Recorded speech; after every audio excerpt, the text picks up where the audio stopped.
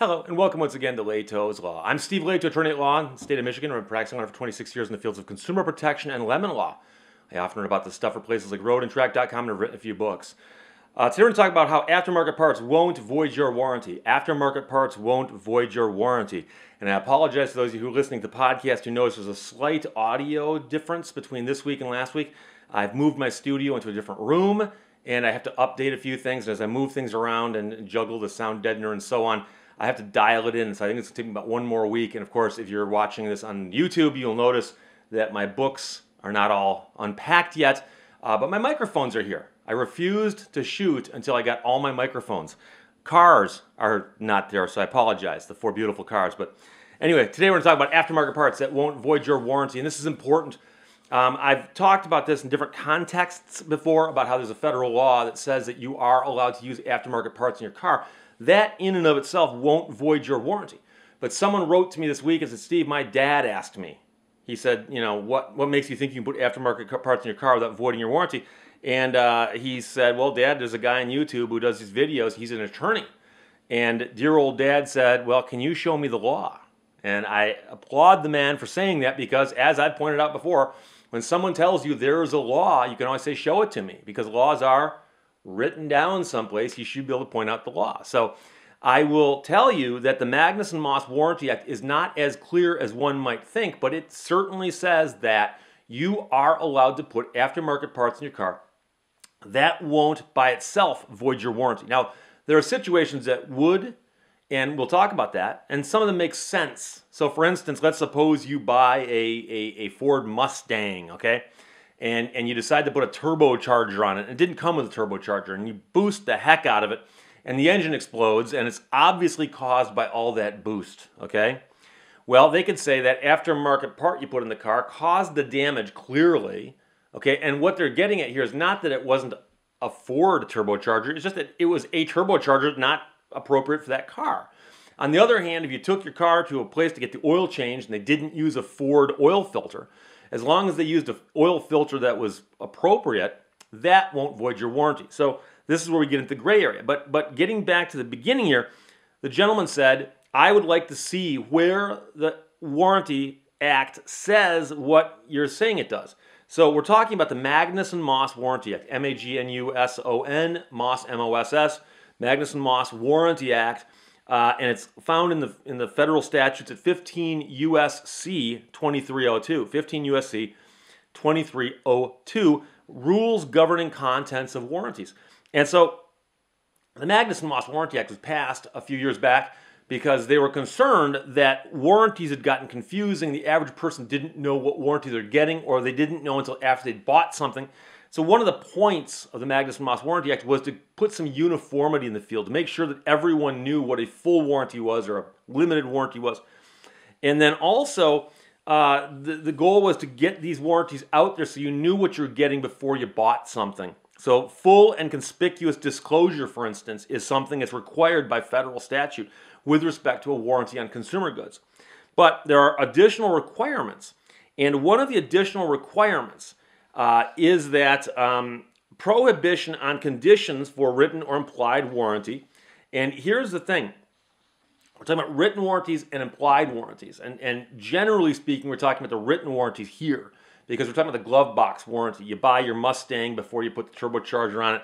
And in the glove box often is it's brand new, it's going to have one, a warranty booklet that describes your warranty coverages, everything on your emission system, on your paint, and on the drivetrain and so on, or bumper to bumper, whatever it may be, I don't know, but the point is that it's described in something in your glove box, which we often call a glove box warranty. But that would be a written warranty because it's in writing in the glove box of your car. So they say specifically in the act, okay, so we're talking about the law itself. So again, if you want to, go on the internet, type in Magnuson-Moss, and up will pop a list of things, several from the Federal Trade Commission, which we'll talk about in a second. And then, of course, you'll find the actual statute itself. In fact, Cornell University is often where you'll see the stuff. It's at law.cornell.edu. And Cornell was one of the first places to put pretty much all the federal statutes online, and they're searchable. I remember finding those very, very early in my career when computers were first coming into vogue, and I got the internet at my office. and and a dial-up modem. But I digress. So I'm looking at 15 USC section 2302 sub C.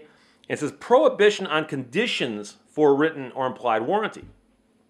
And it says right out, no warrantor of a consumer product may condition his written or implied warranty of such product on the consumer's using, in connection with such product, any article or service which is identified by brand, trade, or corporate name, except that, and then it gives a couple exceptions which don't really matter here, but it says here that the only time they can force you to use a brand name product is when they give it to you free of charge. So obviously, if you bring your car into the Ford dealer, to use that example again, and you say, hey, a part's broken on my car, and they say, fine, we'll replace it with another Ford part, you can't say, well, I'd like you to replace it with something else. No, they're allowed to say, no, we're using a Ford part because they're paying for it, and it's free of charge to you. So it's no skin off your nose. It does say, in case you're curious, and I know there's always a couple skeptics out there, the exceptions are if the warrantor can satisfy the Federal Trade Commission that the warranted product will function properly only if the article or service so identified is used in connection with the warranted product. So in other words, if Ford decided that there's something about their engine that was so special, little snowflake engine, that needs a particular type of oil filter that only they make, I'm making this stuff up, but you know what I'm getting at here, they could then go to the Federal Trade Commission and ask for permission to force consumers to use that product in connection with that car. But as far as I know, manufacturers don't generally go to the Federal Trade Commission looking for these waivers. I've never even heard of one. And then the other part is that once they've demonstrated that, the Federal Trade Commission would then have to find that the waiver is in the public interest. And then if that happens, then they'd publish it in the Federal Register and so on, and it would become a law that says, you might be required to use this particular part in this particular car. Never heard of that with respect to the automotive industry. But, again, what you're looking at is 15 USC 2302 sub C, as in cat, and it's the prohibition on conditions for written or implied warranty, waiver by commission, but it does say no warrantor of a consumer product may condition his written or implied warranty of such product on the consumer's using, in connection with the product, any warranty or service other than the articles or service provided without charge under the warranty. And they can't force you to use anything identified by brand, trade, or corporate name, except if they've gotten the prohibition waiver, which, like I said, I've not heard of in the automotive industry. If you've heard of such a thing, please contact me at the contact information at the end of the cast, as we call it in the business. Now, the thing about it is I can see someone reading that who's not an attorney and say, does that say what he thinks it says? Okay, does it? Well, here's the good news. The Federal Trade Commission, along with a few other agencies in Washington, have realized that a lot of this stuff is confusing to the average person. So they've put out informational stuff. And this is important because the Magnuson-Moss Warranty Act says specifically that the Federal Trade Commission is allowed to interpret this law and enact regulations to help implement this law, and that before a court rules on something, if the court hasn't ruled yet, the Federal Trade Commission can say, here's what this means. Now, don't get me wrong. If the Federal Trade Commission said, here's what we think it means, and a federal court overturned it, that could happen, I think. I'd have to look at that a little more carefully. But unless someone has spoken to something directly, what you're looking at really here is the fact that on the Federal Trade Commission's own website, they have a section on auto warranties and routine maintenance. And that, believe it or not, is where one of these questions pops up. Because I've heard of people before who took their vehicle to third-party oil change places. Their engine got sludged up. And there were some engines known for sludge problems in the good old days. And there were some engines that weren't. And depending on which engine you had, they'd say, oh, you're using the wrong oil filters, for instance. And they can't raise that argument. So the Federal Trade Commission put out this web page called Auto Warranties and Routine Maintenance. And if you simply type in Magnuson-Moss Warranty Act, I believe this is one of the first hits you'll get. And it says, if you own a car, you know how important it is to keep up with routine maintenance and repairs. But can a dealer refuse to honor your warranty that came with your new car if someone else does the routine maintenance or repairs? So like I said, that's the common setting. And the Federal Trade Commission itself, speaking to itself or about itself in the third person, says the FTC, the nation's consumer protection agency, says no. And they can't refuse to honor the warranty. In fact, it says, in fact, it's illegal for a dealer to deny your warranty coverage simply because you had routine maintenance or repairs performed by someone else. Routine maintenance often includes oil changes, tire rotations, belt replacement, fluid checks and flushes, new brake pads, and inspections. Maintenance schedules vary by vehicle, make, model, and year. The best source of information about routine scheduled maintenance is your owner's manual. But the question on do I have to use the dealer for repairs and maintenance to keep my warranty in effect, the FTC says no. And I mean, they literally say no, period, okay? I like the fact that it's a federal agency and they can actually answer something clearly and concisely. No. They do go on to say an independent mechanic, a retail chain shop, or even you yourself can do routine maintenance and repairs on your vehicle, which ironically means that if you're not a certified mechanic, you can do repairs on your own vehicle and it won't void your warranty. In fact, the Magnuson-Moss Warranty Act, which is enforced by the FTC and interpreted by the FTC, makes it illegal for manufacturers or dealers to claim that your warranty is void or to deny coverage under your warranty simply because someone other than the dealer did the work. And the manufacturer or dealer can, however, require consumers to use select repair facilities if the repair services are being provided to consumers free of charge. So if your vehicle needs warranty work and the warranty work is going to be free of charge, you can't say, I'm going to take it to Bob's, corner gas station and have Bob do the work and submit the bill to Ford. No, you got to take it to a Ford dealer and let them do the work, or as appropriate to the badge your car's got on it. But it says, that said, there may be certain situations where a repair may not be covered. For example, if you or your mechanic replaced a belt improperly, if you did bad work, and your engine is damaged as a result of that, your manufacturer or dealer may deny responsibility for fixing the engine under the warranty. However, according to the FTC, the manufacturer or dealer must be able to demonstrate that it was the improper belt replacement rather than some other defect that caused the damage to your engine. The warranty would still be in effect for other parts of your car. And that's the funny thing. I've had people tell me about the nightmare of using one of those K&N air filters that you oil and clean, and you can simply just keep reusing the same air filter. And there's a debate about those. But the company that makes those air filters says in their stuff, this will not void your warranty. And that's them talking. And now there is a big difference between a paper air filter that comes with most cars these days and the oiled air filter that they sell you, K&N. And so I have heard dealerships and manufacturers say, if you've got a problem that we can trace back to something being ingested in your engine, it breathed in something bad, we're going to blame your air filter. And people say, yeah, but K&N's own paperwork says they're not liable. It's like, yeah, that's them talking. That ain't us talking. So if they can say, and this part caused this failure, then that's an argument they're going to make. And I'll tell you right now, in 26 years of practicing consumer law and almost exclusively lemon law, I've only had two or three cases in my entire career where I thought I had a good lemon law claim and the manufacturer said, no, that's not a manufacturer's defect. That was that aftermarket part that your client supplied. And the only one I can think of off the top of my head right now is the air filter. But I can see it occurring with other things. I've heard of some other wacky stuff out there, but it's probably, multiple hearsay, as we say. So again, to clarify, also the FTC goes on and says, will aftermarket or recycled parts void my warranty? And again, they say no. An aftermarket part is a part made by a company other than the vehicle manufacturer or other than the OEM. A recycled part is a part that was made for and installed in a new vehicle by the manufacturer or the original equipment manufacturer and later removed from the vehicle and made available for resale or reuse. Simply using one of these does not void your warranty.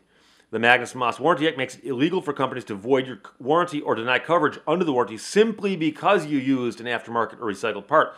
The manufacturer or dealer can, however, require consumers to use select parts if those parts are provided to consumers free of charge under the warranty. So it says that if it turns out that the aftermarket or recycled part was itself defective or wasn't installed correctly and it causes damage to another part that is covered under the warranty, the manufacturer or dealer has the right to deny coverage for that part and charge you for the repairs if you decide to have them make them. The FTC says the manufacturer or dealer must show that the aftermarket or recycled part caused the need for repairs before denying warranty coverage. And here's where it falls apart, okay? Because you have something done to your car, then something fails, you bring it to the dealership and they go, no, our people at the factory said we're not going to cover that because your part caused that problem. And I've had people call me up and they say, Steve, but they're wrong. And I say, it says you. I might say it a little more legally than that. I'm sure there's Latin for that. But, you know, that's where it gets stuck because they refuse the coverage and you think you're right. And the only way to get past that roadblock would be probably to file a lawsuit. You can sometimes engage the factory reps or zone reps or, you know, whatever you want to call those people. And sometimes they'll get involved, but sometimes they're the ones who made that call in the first place. So you may have to file a lawsuit to prove your point and to possibly win the case. But again, simply putting aftermarket parts or having non-factory people work on your car, that won't void your warranty. Now, I will tell you that the Federal Trade Commission also put a list here of tips to avoid warranty issues, and these are worth looking at because they're good. It says, number one, read your warranty. I've had so many people call my office, Steve, my car broke down, it's got a problem, blah, blah, blah, blah. I go, is it covered by warranty? They go, I don't know. Do you have a warranty booklet? Did you read it? You should also be aware of your warranty periods. I've heard of people who said, you know, Steve, my engine blew up yesterday and I'm 3 days out of my warranty. I mean, it happens. But you should service your car. Oil changes, people. Oil changes. I'm telling you right now, every vehicle I've gotten, nothing but oil changes. You do that religiously, your car will run forever. Keep your service records and receipts regardless of who performs the repairs. If you get your work done at the dealership, chances are they keep copies of that stuff and they have it on a computer somewhere. But Bob's gas station at the corner might not. So hang on to your paperwork.